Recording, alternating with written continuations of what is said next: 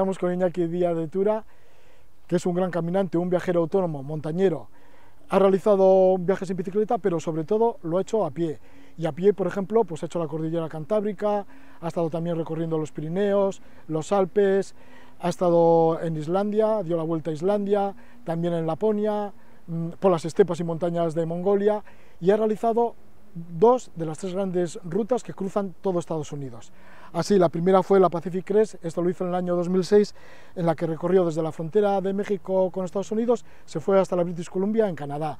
Luego ya en el año 2008 pues hizo 800 kilómetros por las montañas rocosas en el estado de Colorado. Y bueno, y la gran ruta ya fue en el año 2019, cuando hizo 5.000 kilómetros durante 5 meses por la Continental Dry Trail, que es la divisoria de aguas de Norteamérica, en la cual pues sí, que hay que tener mucho valor para hacerlo, y en total diríamos que Iñaki Díaz de Tura pues ha hecho como alrededor de más de 20.000 kilómetros a pie.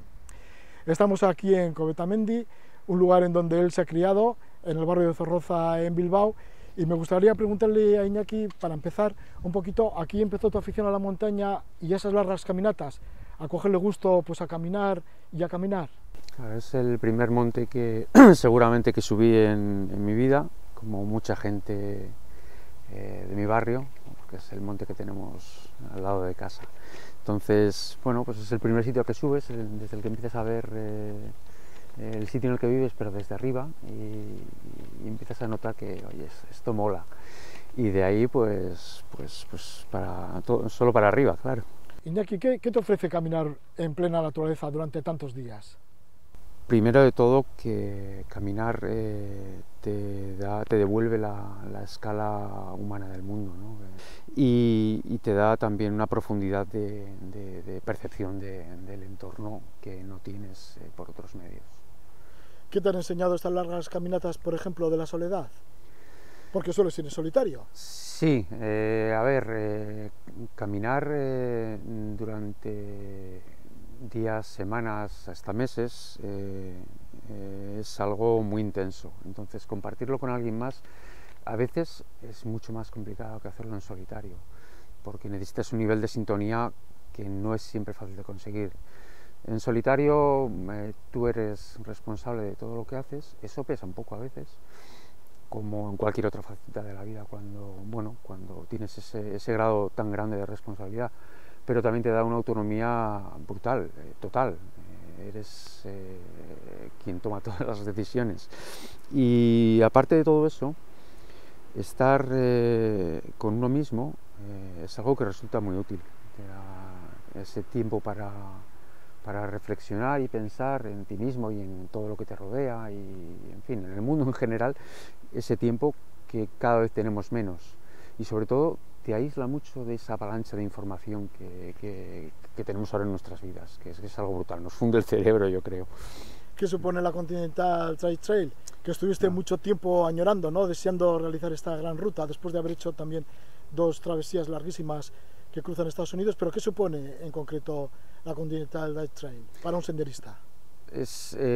Cuando yo empecé a caminar por Norteamérica, no conocía Norteamérica, y la primera vez que estuve allí me impresionó muchísimo, porque lo que ves en las montañas allí es muy diferente de los estereotipos de la región, ¿no? Y cuando conocí las rutas de largo recorrido, las de varios meses, pues se convirtieron en un objetivo obvio. Yo quería hacer eso. Y de entre ellas, Continental Divide es la más larga y es quizá la que tiene más... es probablemente también la más complicada, la más compleja logísticamente, y es algo a lo que aspira cualquiera que haga lo que hago yo. Entonces, bueno, se convirtió como en el gran objetivo, ¿no? Y bueno, yo sabía que en algún momento encontraría el momento para ir allí y hacerlo. Son 5.000 kilómetros, tardaste 5 meses en realizar este cruce de toda Norteamérica por 5 estados. ¿Va cambiando mucho el paisaje de estado a estado? Sí que cambia, aunque... Porque creo que empieza en Montana y termina ya en Nuevo México, ¿no? Sí, sí, O sí. sea que estamos hablando de bosque, supongo, y termináis casi en el desierto. Sí, es así, pero también o sea, uno de los factores obvios que hace cambiar el paisaje es la latitud. Cuanto más al norte es más frondoso, más al sur es más seco. Pero al final luego hay otro factor, y es que esto en esas montañas es como muy impactante, que es que son las propias montañas las que definen el paisaje, porque incluso en el norte, incluso en Montana, estás en las montañas, pues, en medio de bosques infinitos, y si en algún momento la ruta te acerca al borde de las montañas, lo que ves es una llanura infinita y seca. Es decir, que como nos pasa también aquí o en cualquier sitio donde hay montañas, pero allí especialmente con lo grande que es aquello, se percibe muy claramente cómo las montañas definen el propio paisaje y definen incluso el clima. Entonces, a lo largo de toda la cordillera estás casi a caballo entre los bosques y los desiertos, porque las praderas, las grandes praderas de Norteamérica, son un semidesierto, es muy seco, y esto se da incluso en Montana también, no solo en Nuevo México, aunque obviamente desde luego según vas hacia el sur el clima es más seco. Y sí, Nuevo México es semidesértico. ¿Cómo lo Muy haces? bonito también, por cierto. Ya.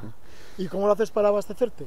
Uh-huh. Porque claro, te tiras jornadas y jornadas en la montaña, ¿no? Tú solo, bueno, supongo que también aparecerá algún senderista por allí, pero que te tiras mucho tiempo solo y jornadas enteras. Creo que incluso has estado 8 días sin volver a la civilización, ¿no? Para abastecerte. Sí, las etapas más largas hubo 2 o 3 de ellas, eran de 8 días, sí. Lo normal es estar entre 4 o 5 entre reaprovisionamientos. Esta ruta, bueno, toda la cordillera de las Rocosas y todo el interior de Norteamérica está muy poco habitado. Entonces, dentro de que es Norteamérica, ¿vale? No es el centro de Asia, que está mucho más vacío, zonas o el Sahara, ¿no? Es decir, ahí está habitado, pero muy poquito, comparado con sitios como Europa. Entonces hay que buscar bien dónde reaprovisionar, si son sitios normalmente muy pequeños y que suelen estar lejos de la ruta. Dicho esto, o sea que hay un cierto reto logístico aquí.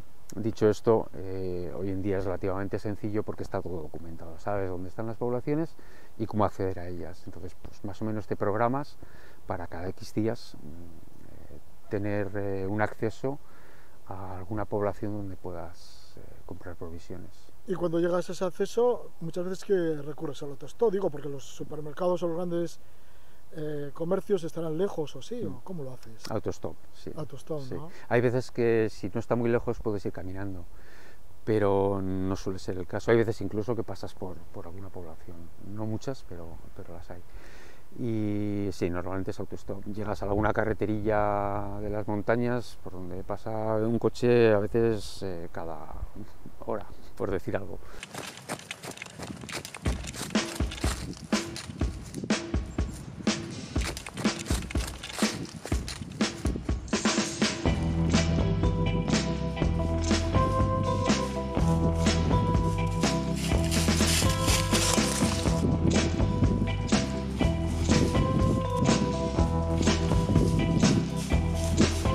Iñaki, ¿cómo terminaban las jornadas? ¿Se hacía duro después de caminar tanto el atardecer y luego montar la tienda y demás?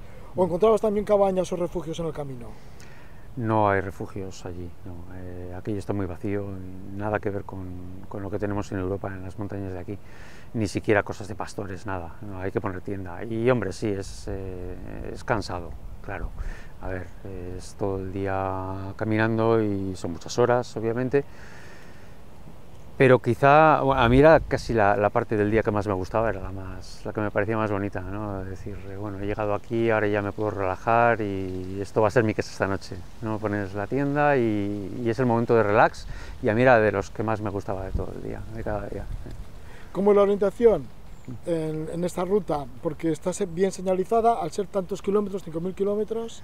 Hay de todo al ser tan larga, precisamente por eso, y porque, bueno, pues depende de las zonas. Hay zonas donde los caminos son mejores, otras en las que prácticamente ni hay camino, y la señalización es muy variada. A veces es buena y a veces no. es casi, hay de todo, es lo normal y lo de esperar en una ruta tan larga, pero es que además siendo Estados Unidos donde la promoción del sendero y la financiación no depende apenas de organismo público, como suele ser el caso en Europa, sino que es de organizaciones que se dedican a ello de forma altruista. Pues depende mucho de los fondos que puedan recaudar, entonces, bueno, pues encuentras de todo. Es una ruta en ese sentido muy variada y sí, hay de todo. Hay veces que hay que improvisar un poquito. ¿Cómo fue el principio, en dónde parte de la ruta y en dónde termina esta ruta? Empieza en la frontera con Canadá, un poquito más allá, de hecho, en territorio de Canadá, por unos pocos kilómetros nada más, en las montañas rocosas, y termina en el sur de Nuevo México, en la frontera con México. ¿Cómo fue la sensación, tanto del principio como del final? Pues en la parte del principio yo creo que la sensación que más dominaba era de mucha ilusión y mucha alegría por estar allí, ¿no? Bueno, era como un sueño cumplido, ¿no? Después de mucho tiempo pensando en hacer esa ruta. Entonces era pues la ilusión del principio y sí, mucha alegría.